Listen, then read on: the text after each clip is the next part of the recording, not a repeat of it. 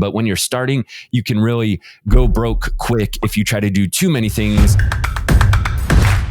Hey, welcome back to the Amazing Freedom Amazon Seller Podcast. My name is Nate Slamans, joined today by Abs Clinton, our Chief Marketing Officer. Andy is out at a trade show in Vegas actually this week with Steve and a friend of ours, Craig, who is an Amazon seller who actually exited his business last year. Great seller. And before we get into our talk, just kind of want to talk a little bit, Abs, this is something we talk about on the show a lot, just the value of having a Amazon seller network. We're always talking about the Amazing Freedom, obviously, network that Andy and I have had over the last 7 years or so. The Amazon Seller Tribe, we talk about almost every episode on the show and just how valuable that is for arbitrage sellers specifically, really any Amazon seller, but especially those who are trying to build a 7-figure arbitrage business. That's just the perfect place to be. Andy and I have done less in the private label brand building world over the last couple of years as we've focused on building our brand out personally. We did have a course at a time, and we had our inner circle group related to private label. But lately, our networking when it comes to brand building has been pretty organic. It's just been with friends of ours. It's been joining kind of mastermind communities that are out there. Abs, I know you recently joined a kind of newer mastermind that's blowing your mind just on some of the kind of D2C networks. So there's always new things like this popping up, but attending trade shows or meetups for those in the States has been always kind of the classic way to get together with people. And so that's what Andy's doing right now. Just learning tons of stuff from Craig and Steve, just being together. So that's really cool. And so Abs, you are filling in for us today, which is great because I think it's been a good 6+ months that you've been on the show. And a lot has happened since then in our own brand. You've been super busy. You've actually been more laser focused on brand building efforts in the last, I would say, 3 months probably than ever before. So I'm excited to have our audience get your take on kind of brand building in 2023 versus a year ago, let's say. And obviously things are always moving quickly in the e-commerce space. But Abs, welcome to the show and kind of give us a recap what your last 3 to 6 months has been like from a brand building, kind of the 30,000 foot overview, and then we'll get into some specifics. Right. Thank you, Nate. It's good to be back on the show. In the last 3 months, we have really tried to figure out exactly who we are to our community and to our audience and to our customers. And so we have spent the last 3 months really trying to break our brand into the simplest form, make it understandable, make it friendly, make it personable. And that's what we've been doing. And, so very soon we're going to be relaunching our entire brand with new logos, new images, new messaging. And, it's been an exciting experience, obviously, just because we've been, selling on with this particular brand for almost 4 years. And finally, after 4 years, we are finally coming up with, a brand identity that we are all on board with, that we all understand, and not, a logo we spent, 25 minutes putting together like we've done in the past. And so it's been an exciting new environment for us, but also it's building the foundation, or I would say the infrastructure to scale the brand. We've had a terrible website up until now. And so that's one of the things we're doing, really investing in the proper website, investing in a proper branding team, and, the overall infrastructure that would help, take our brand from where it is right now to where we think we want to take it to. And, it's a bit of an investment that we haven't done before, but we think now is the right time to go to the next phase of our growth. Yeah, so let's dive deeper in a minute on what we're doing specifically. But first, I want to just hit, I guess, the importance of some of those things that you talked about and the different phases that Amazon sellers or e-commerce sellers in general tend to find themselves in, because I do think you almost have to take this certain order of events to ultimately arrive at where we came to. Maybe not everybody does, but there is this kind of experience timeline and this growth timeline you naturally have to follow a little bit to get all the right pieces in place. If we would have tried to focus on branding the way we are now 4 years ago when we were first starting the brand, I think we would have just had paralysis by analysis and never got started because we just didn't know what we know now 4 or 5 years ago, right? So that's always the challenge, I think, of every business owner, not knowing what you don't know and just having to take action anyways. A bias for action is one of those terms that you hear these kind of older successful entrepreneurs always saying is one of the most valuable traits is just taking action. So that's been kind of our game plan for the last 10 years on Amazon, the last 5 years with our brand is just take action, try to get $1 million products launched and live. And we're still on that phase right now where we're trying to, I talked about it last week or the week before, we're trying to just launch as many products as possible. We have 40 products as our target this year to launch. So that's where we're at now. But I want to walk us back a little bit and then take us to where we are now, but walk us back for those people who are starting 0 to 1 million is probably kind of that first phase most people find themselves in. And usually then that is just kind of that bias fraction getting launched. Now, in hindsight, knowing what we know now, we're going to try to take some of these kind of pre-branding things in stride. So I guess, what would your advice be to those who are trying to get to that $1 million mark? What should they be focused on with branding? Because having the best website in the world, having the best logos in the world probably isn't, I guess, priority number one. It's super important, but it's not priority number one. How would you see that from what you've seen with us last couple of years in your research, Abs?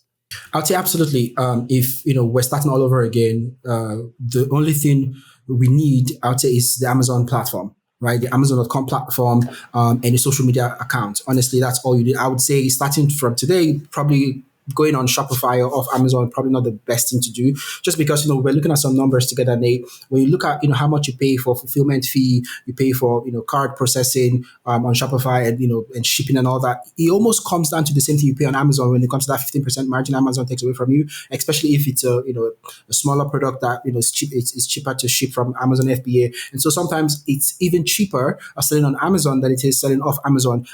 And especially if you're just starting out and you're trying to look for that product market fit, Amazon has the ecosystem, the platform, everything is there. You don't have to worry about website speed and all that. I would say just go on Canva, put together a logo, get social media accounts, and try to sell on Amazon. Get that product market fit. Be sure that people want this product. Try to get reviews. Try to build a community on social.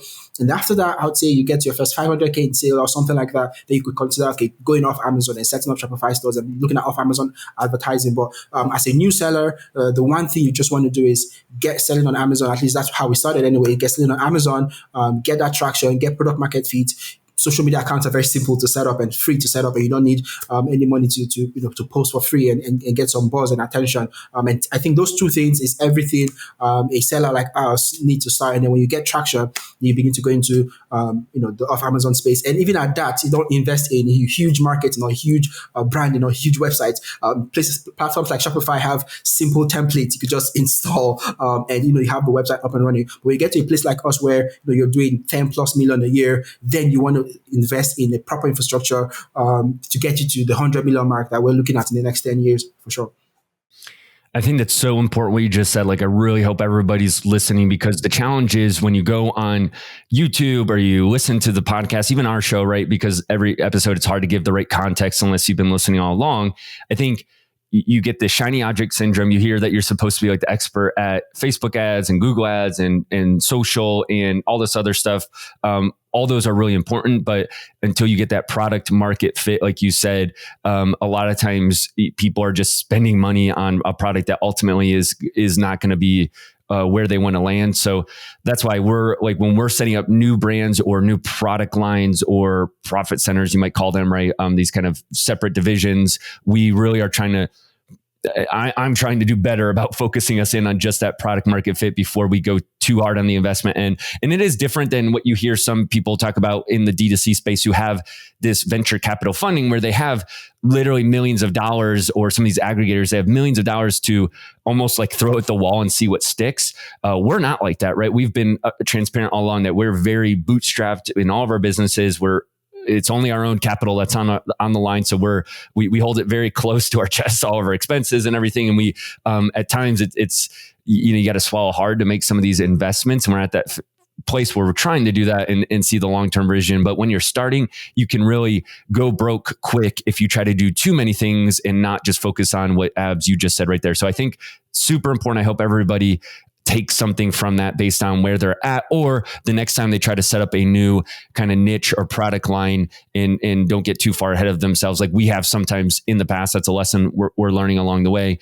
I think if you could hit on because we just talked yesterday, you and I personally, Andy and I purchased a new brand a couple months ago, and we're not public about what the brand is, so just no spoiler alerts there, Abs. I think you know that, but it is a product that's a brand that's doing roughly $70,000 a month right now. So it's still shy of the $1 million mark, but it's pretty close. So could you maybe take some of those things that you just said and apply it in a general way to what the core focus you see of that brand being, so that, again, our listeners can hear, okay, this brand that's, let's say, between 500,000 and $1 million, what you see like from a marketing angle would be the next very most important one or two things to focus on for the next year, let's say?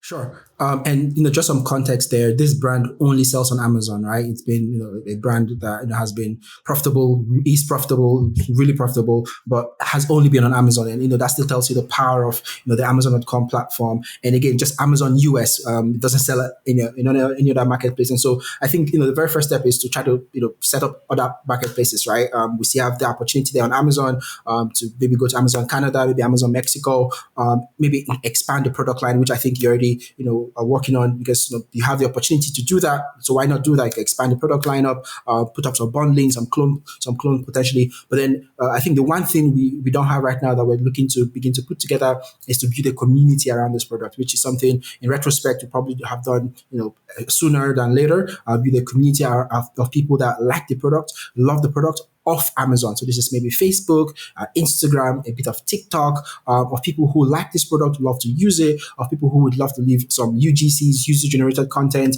and maybe send it to some influencers, and just build an ecosystem of people that love to share the experience around this product, put a face on the product. So that's the part I think we've missed. And I think if we get this piece together, plus the success we're already seeing on Amazon, we think it easily get us to the 1 million mark and beyond, and get us to maybe even the 2 million mark. And then we think we can then begin to say, okay, should we make a push for the off Amazon space? So we're not even thinking of website development at this point. We're probably just going to set up something just so that you could see us off Amazon. But we're not thinking of running ads or anything like that. We think there's a huge opportunity on Amazon, and it is. But then the community part is what's missing. And so like what I said before, Amazon plus a good community is equals to success. And then when you get to a place of product market fit, where you feel like enough, or you have the right team or the right investment to hire team members to help you on the off Amazon space, then Shopify is probably another thing to consider, and maybe other marketplaces. But that's how I think sort of the roadmap we have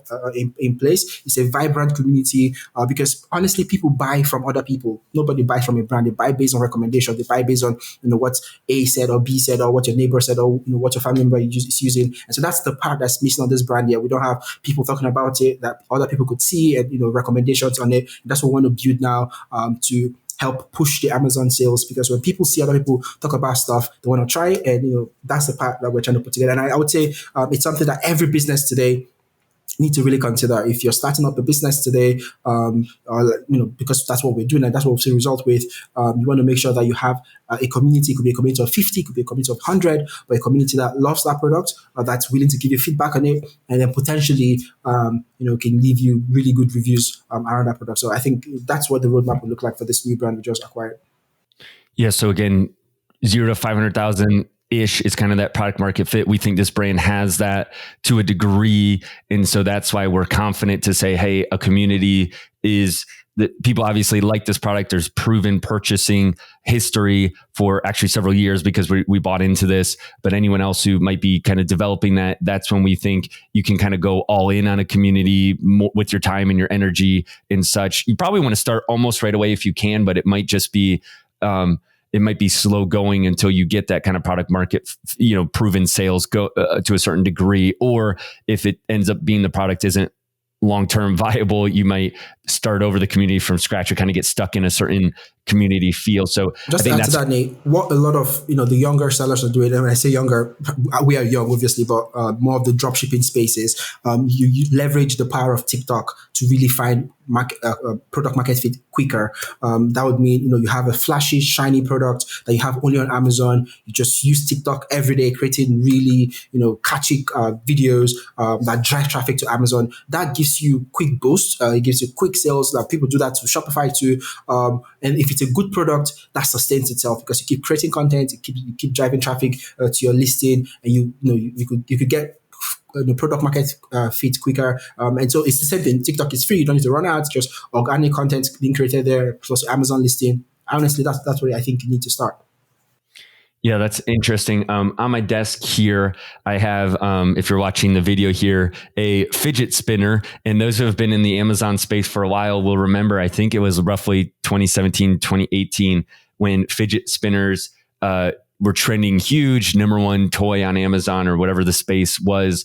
And we saw, that was pre-TikTok, but that would have been like the perfect TikTok type item. So I think the challenge always is sometimes when you're finding that right product though, is what's going to be kind of like a catchy product that does get you some immediate traction, but it's just a fad and it fades, versus a long-term product. And one reason that I do like this brand that we acquired recently is it's a very evergreen niche that we feel like is going to be kind of around forever. And there's a lot less likelihood of the fidget spinner phenomena where it could fall away. So I guess that would just be my advice when you're building this niche. If you do have a product that's really flashy, like a fidget spinner, it doesn't mean you shouldn't do it. It just means that I think you really quickly want to build that community with the goal of launching the more products that will fit under, like, appeal to that customer base, and not rest too long on the success of whatever that product might be. And we've even made that mistake with some of our products where we just have kind of rode it too long without expanding out to kind of capture the broader market better based on the initial success. So that's hard sometimes to apply personally, but I don't know, any thoughts that you have on that? Like in 2023, I guess it probably will come down to the strategy that people are using and how good they are at it. But any thoughts on that, kind of the something that's going to catch someone's attention on TikTok or Facebook ads or something versus a more sustainable product line? I would always go for a more sustainable product line, but for a lot of people, they need that quick win. We needed that quick win to validate that we're even doing the right thing. And so sometimes just knowing that this will be a quick win and not be a long-term win, it will be easier to justify the time and effort you put into it, for sure. But I would say there are brands that we've seen that have taken almost that shiny product strategy and have built a big business out of it. If you look at Simple Modern, for example, it's a product that anybody could do, literally, but they've taken that and built an actual brand. I think it's what, a couple millions now, and you could definitely do it. That's if you do what you said earlier, is you make sure that you build multiple product lines under that one catchy product. So you think of this fidget spinner like the top of the funnel that brings people into the fold, and then you introduce them to other products that are probably more long-term, more sustaining, more user-friendly, more that has a longer lifetime value, I guess. So that's probably how you see it. But again, there are a ton of product out there that you could build an actual community around. There's one product I think we're looking at not too long ago. They sell swords on online, and these swords, you can't run ads on them. You can't really do so much around it. But this brand, all they do is they go hard on YouTube videos, almost like a TikTok for sure. They go hard on YouTube videos, and this brand has been crushing it. And they sell swords, and you could look at swords and say, hey, it's a flashy thing. It's a very small niche audience, but they've built that into like a mega thing where they have different types of swords. They have the clothes you wear with the swords, and it comes down to the community and the audience you build around it. You could sell you could sell fidget spinner and build a vibrant community around fidget spinners, and you have your own tournament around fidget spinners. So that's why I said it's Amazon plus a social strategy that works together. I think that's really what brands online is right now. If you have a product, doesn't matter what it is, if you're able to tap into the right audience or build the right audience or build the right community, that's what works. And sometimes you have to ask your kids, how would they use the product, or how would they play with the product? And that's where the ideas come from, because they understand social even better than us now. So I think that's it. Yeah, I wish I could remember the name of that brand, but they sold like samurai swords, and they basically leveraged like anime and these catchy YouTube videos to drive all the traffic to sell these $200+ swords. And yeah, I love that. And I love looking at brands in general to see something. You can't sometimes look at these major brands. If you try to look at like an Apple or some type of multi-billion-dollar brand, it's too hard because there's too big of a gap there to understand. But if you can look at a brand that's just a little bit ahead of you, who's selling 10x your sales or less, kind of, a lot of times you can take these valuable tips away. So Simple Modern was the one brand that you mentioned there. And I definitely recommend anyone listening kind of follow them. They're open on Twitter and other places about their journey and what they're doing and what they're seeing. They're saying they're projecting to do 9 figures this year. So over 100 million in water bottle sales is basically their primary products. They probably have other stuff they've expanded to now. But like you said, that's an example of kind of like one of those things where you would think way too saturated, and it is, but they've, so it's one of those things. It's very hard to look at them as an example because it's like not the product we would recommend going after, but they did some good things we can take lessons from. Like they made their product just even that much better than anybody else's. It's kind of like the Spencer Jam we talked about last year a lot, where he created this solo stove product that just had the best at home fire pit, basically, that was on the market. All their ratings on Amazon are like 4.8 or more. This is Simple Modern. And then they've built this really big community where they do pre-launches of their water bottles and they sell out. They have celebrities using them. So they're licensing. So again, if you're just starting off, it's probably too hard to follow them because we're at like the 10 million mark and they're like 10x bigger than us. I think like we can take some things away from them. And anybody listening, if you're kind of at that 500,000 to $1 million mark, I would just be really looking at those brands who are doing 5 million, 1 to 5 million, and try to see, okay, what was the next step they took once they did dominate Amazon to a certain degree? They went on these channels or they went to these markets. That might be helpful. And that's kind of how we've always looked at it and looked at product research and just our development in general. And I think that's been kind of business since the beginning of time to some degree, just learning from the success of relevant brands.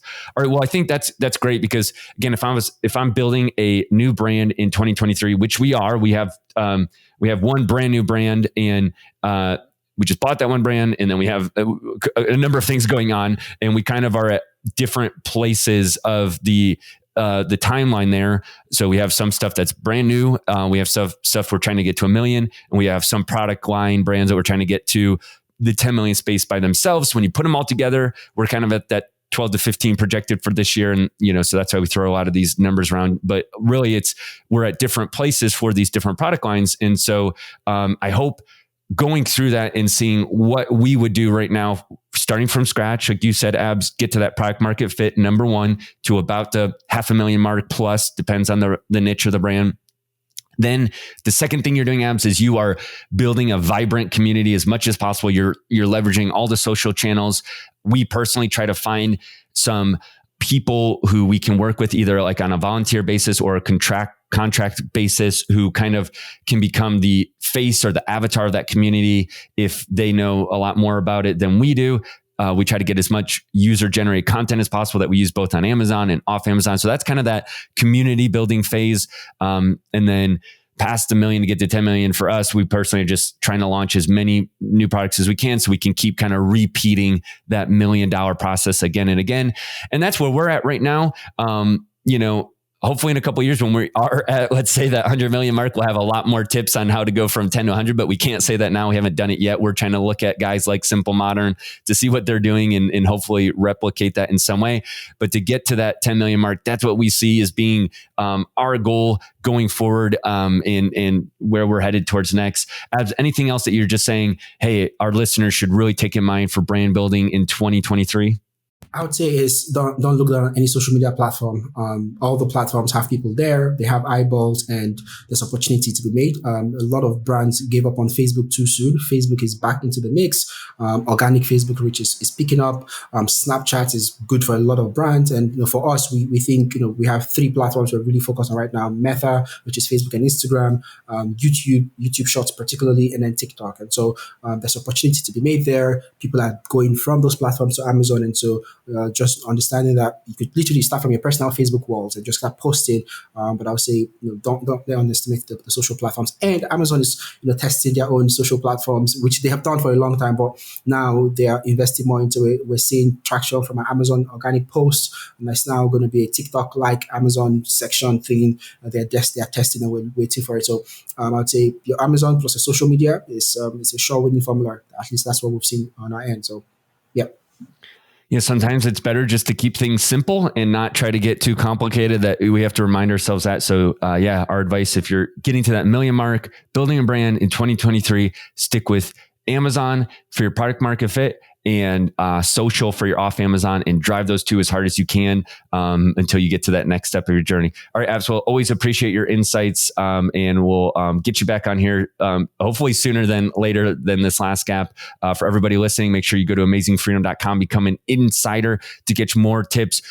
Even this talk and future talks will break down in a weekly newsletter that we send out every week. And so you want to join that and make sure that you're catching everything, even if you miss an episode. Otherwise, for Abs and myself, Nate, we will catch you on the next episode of the Amazing Freedom Amazon Seller Podcast. See ya.